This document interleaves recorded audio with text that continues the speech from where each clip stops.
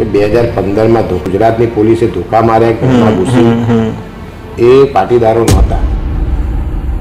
જે અમરેલીની ઘટના આજથી 10 વર્ષ પછી જે પાટીદારો એવા વહેમમાં હતા કે અમે ખૂબ જ એકતા કરી દીધી છે, અમે બધી જગ્યાએ અમારો દબદબો થઈ ગયો છે, પણ આજ ખરેખર એ અગ્નિ પરીક્ષા સમાન આ કિસ્સો છે અમરેલીનો, અને એની અંદર સમાજને સમજવાની અને શીખવાની હવે ખાસ જરૂર છે. અત્યારે વિદેશોમાં સૌથી વધારે પાટીદાર યુવાનો અભ્યાસ કરી રહ્યા છે.